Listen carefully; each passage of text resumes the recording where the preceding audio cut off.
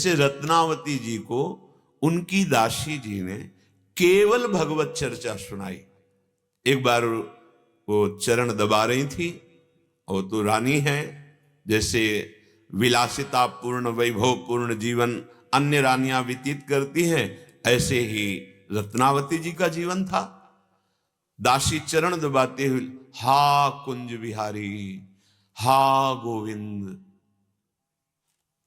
ऐसे देखा रानी ने, तू रहती तो मेरी सेवा में है, ये कुंज बिहारी, ये गोविंद किस पुरुष का नाम है, तू किस पुरुष से रति करती है, आज तक तो मुझे पता नहीं चला। तो उनका, महारानी आप दोष दृष्टि मत कीजिए, ये पुरुष नहीं परम पुरुष भगवान हैं, वृंदावन बिहारी जी हैं। अच्छा, इनको तुम कैसे जान गई? संतों से।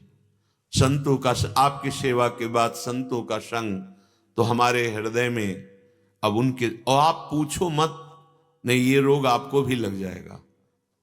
जब उन्होंने जाना ये भगवान की परम भक्ता है, कहा आज से तुम चरण नहीं दबाओगी, आज से तुम चरणों के पास नहीं हमारे सिराहने बैठो, आज से हम तुम्हें गुरु रूप में वरण करती हैं, तुम मुझे प्रभु की चर्चा सुनाओ।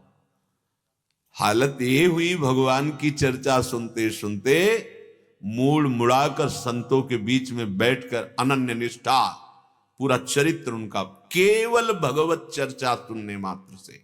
मथुरा की ब्राह्मणियां, अन्य कोई साधन नहीं, केवल भगवत चर्चा सुनने से ऐसा अनुराग जगा कि जब प्रभु गौवें चराने के लिए इधर आए मथुरा की तरफ, तो सखाओं ने कहा आपने दिशा बदल दी, तो हमारा जो भोजन छाक है जिधर जाता है, अब वो इधर आएगा नहीं, हमें बहुत भूख लगी। तो भगवान ने कहा आप पास में यज्ञ कर रहे हैं मथुरा के ब्राह्मण, जाओ तुम उनसे जाकर प्रणाम करना और कहना हे विप्रो, श्री कृष्ण बलराम यहां नजदीक आए हुए हैं गौवें चराते हुए, आप कुछ भोजन दे दो, वो दे देंगे, आप लेके आ जाओ। सखागण गए, प्रणाम किया, और जैसा प्रभु ने कहा था वैसा ही बोला, पर ब्राह्मणों ने अवहेलना कर दी, भगवत आज्ञा की अवहेलना कर दी कि इनको क्या भोजन देना है, यज्ञ का भोजन इनको क्या देना, बात ही नहीं सुनी। गए लौट के सखा और कहा गोविंद कैसी जगह भेजा था, वो तो बहुत कठोर हृदय के, किसी भी तरह की कोई भावना ही नहीं प्रकट की उन्होंने, भोजन देने की बात जाने दो, वो आदर से बोले भी नहीं। उनका सुनो, उनकी पत्नियों के पास जाओ। प्रभु उनके पास गए तो बोले भी नहीं, पत्नियों के पास जाएंगे तो क्या हो जाएगा?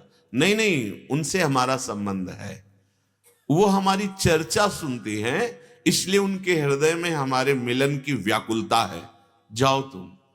गए, साष्टांग दंडवत की और कहा श्री कृष्ण बलराम आए हुए हैं, वो थोड़ा भोजन चाहिए।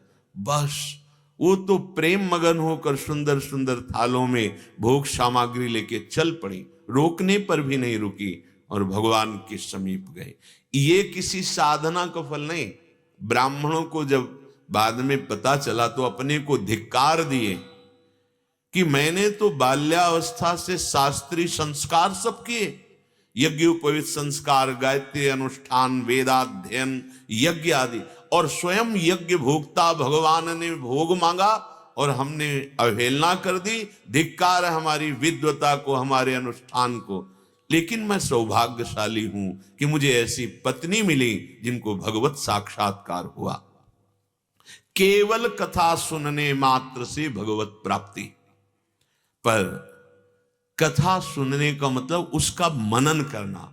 जैसे केवल कथा सुनने मात्र से महान पापी प्रेत योनि को प्राप्त धुंधकारी भगवत प्राप्त हो गया। केवल 7 दिन मन लगाकर कथा सुनी, मनन किया, तो विमान आया और भगवत पार्षद स्वरूप होकर विमान में बैठकर भगवत धाम गया।